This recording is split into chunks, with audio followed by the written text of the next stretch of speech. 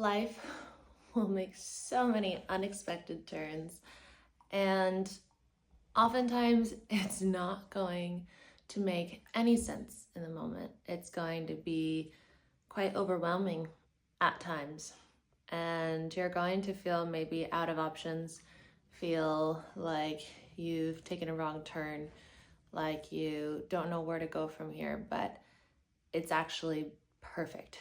It's actually divine timing. It's in every way the way that it's meant to be. And so there are no wrong turns. I think that there are turns that maybe take us a little off path with our highest potential, but it all leads us home. And home, I mean alignment with the truth of who we are.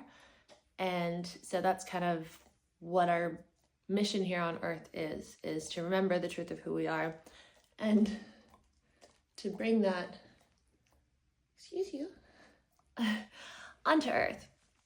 So, hello. If you have been following my channel for a while, you know that we're having some van issues. What did you eat? You okay? This is Arlo, and Arlo, I'm trying to have him in the video so you guys can hang out with him too, but I don't know what he's doing back there. We are in a hotel right now because my van is broken down and it's in the parking lot of the mechanic right now here in Austria, in Vienna. And so what happened was I dropped off my friend at the airport in Vienna a few days ago. She was visiting from California. And then after that, I went to go park somewhere for the night and started doing this little thudding, and then I was like, oh shoot. And I got to my spot, and then I went to go turn it around so I had a better view, and I couldn't go into reverse anymore. So I had to drive straight on and then pull off on the side of the road, and that's where I stayed for 3 days, 2 nights. And it was okay. Like, it was a safe enough spot. It was by the highway, but like on a little road beneath the highway.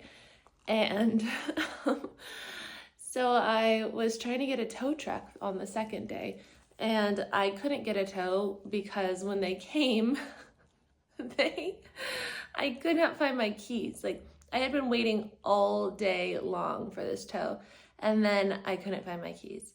And the tow truck guy was like in my van with me, and we were flipping over like everything, like looking everywhere, and just couldn't find it. I was like, oh, I guess you can go. Like, I'll just stay here.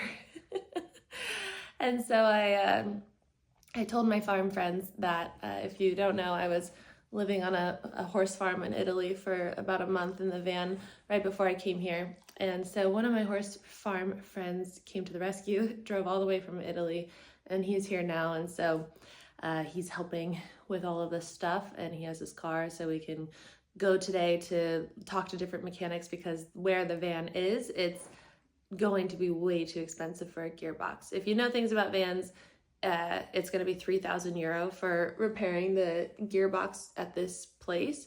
It's a Renault dealership, and the Renault dealership or place mechanic ripped me off in Portugal. They charged me 300 euro for a oil change when I got an oil change there, but no one else would see me for an oil change because of the size of the van, and I just didn't know.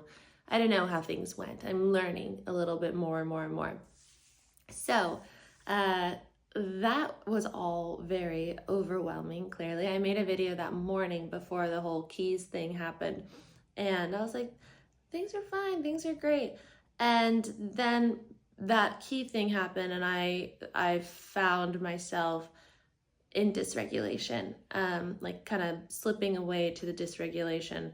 And so it was really, really, really powerful to be experiencing that like level of panic that I haven't felt in a long time, and to get myself out of it on my own in a foreign country. Before, like back in the day, like, you know, I would just hyperventilate to the point of just no return. Like, I would really need support. And Arlo, of course, was helpful, but also doing tapping, breathing, visualizing. I was also able in that to like see my own thoughts around the panic and like the subconscious beliefs around it, and, you know, just wanting to give up, wanting to be saved, wanting, not thinking that I can do things on my own. And so it was kind of like a psychedelic trip, honestly, to go in, to be in that place. And so even like while I was stressing out looking for those keys, I was like, I know for sure that this is happening for a reason. That, you know, what are the odds? I looked at my keys earlier on the hook, and I was like, I thought this thought. I was like, I'm so proud of myself for keeping those keys on that hook. Like, I never lose them. And I need to be really careful with those thoughts right now. And I think you do too, because the energies on earth, whenever I have a thought like that, I am just quickly reminded that thoughts are powerful, because then I lost the keys. And so it's like what we think we put out, and we have to be very specific about the things that we're putting out. It's like not focusing on losing the keys and not having losing the keys, but focusing on, you know, always having what I need, and always, you know, everything is simple and easy, and like the keys are always in a good place, not so much like the keys are in a good place because I don't want to lose them. That's focusing on the negative. You want to focus on like the positive outcome of things. And so even when the guy was helping me search my van for the keys, I told him, when it rains, it pours. I said that. And I'm very like consciously aware of when I say things that have a more negative tone to them, because I'm like, shit, that's gonna bite me in the ass later. And I went on a walk later after I found my keys. I had accepted the help from my farm friends, and then I started searching, and then I found my keys, and then I was like, Arlo, let's go on a walk. Sorry for the trigger word. And it did not rain at all that whole day. And I go on this walk, and as I get out there, it starts downpouring like a baptism. Like it was so much rain. I recorded a video. I need to watch it and see if I'll post it. But it was wild to be standing there and to be saying like, I surrender, I let go. I trust the process. I know it's all happening for me. And I was like, crying. It was wild. It was really wild. And then I get back in the van. I'm like, all right, chill. And in the morning, I get my tow truck. My friend arrives. And then we brought it to the mechanic, and it'll be 3,000 euro, which is, I believe, a lot for a gearbox. So today I'm really just focusing on finding the next solution, and that there's always a solution. There's always a way. Like, things will fall into place, even when they don't look like they have a solution. Like when I lost the keys and then I ran out of tows from my insurance, like I had to pay out of pocket for the next tow, and even this hotel thing that's through my insurance, but I was on the phone with them for 3 hours, and they like could not figure out how to give me a hotel. It was very strange. And they also there was no English speaking, so I would have to just press buttons and guess in French, and then I'd get on the phone and I'd be, parle anglais, and they say no, and I'd be like, please, s'il vous plaît. And so then they would eventually help me, but it was a long process. And then I get to the hotel, and they're like, oh, no one's paid for this. I was like, what is this day? So it was very odd. It was like one thing after another yesterday, and today is not that day. Today and the rest of the days are, I know, getting easier and easier and better. But yesterday was just funny to look back on. Like, even as we got in the hotel, like the shower started flooding. It's like everything. But all this to say that things like this happen in order to make space and to redirect us and to disrupt patterns. I think that that's an important part too, is the disrupting patterns. I have someone that I worked with before in a psychedelic journey. She's a coach. She and her boyfriend said that they would go into restaurants, or when they were leaving restaurants, they would turn around to the whole restaurant and be like, okay guys, see you later, just to disrupt the patterns. And there's so much benefit to that. That makes space. There's a reason why when you go traveling, like if you go even on a short trip, things in your life start to change dramatically. It's because if you're just operating in those same patterns all day, every day, like you're at that like same frequency. But if you go into a new location, into a new way of being, you start doing like different, you have your coffee at a different time, maybe at a different location, you sleep in a different bed. Like there's so much to that energy. There's different energy of different places on the map, astrocartography. And so there's so much to benefit to that. So doing this travel right now, I feel like is just opening me up in so many ways. I'm not the same person that I was 7 months ago when I started this journey, almost 8 months ago. I'm not the same person that I was New Year's Eve when I started making these videos. And you're not the same person that you were years ago or a year ago either.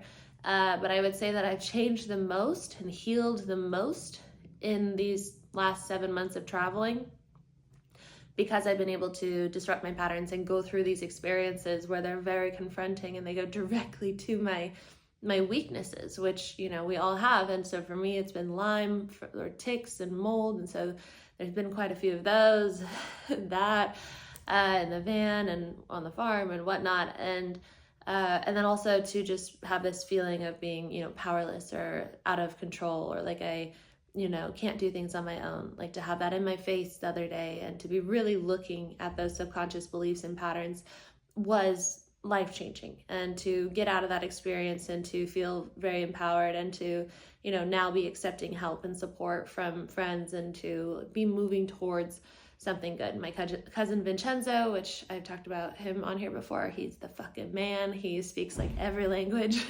He speaks a lot of languages, so I can always call him for a translation. So I'm going to do that today as we go to these different mechanics. I did that yesterday as well. So there's support in my life, and allowing myself to receive has been a really, really big part of this journey too. This last 7 months is allowing myself to receive. I was not in a place where I was really receiving help from other people or receiving in general. I was very much in the masculine energy is doing, feminine energy is receiving. And so I was just balls to the wall trying to make things happen in California. And now I try to make things happen, but I'm more free flowing. It maybe not bothers some people, but like the tow truck guy was kind of laughing because I'm like sitting with my legs crossed on my driver's seat door with the door open and eating my muesli as like I'm getting towed. Like they're setting up the tow and he's like, we gotta work.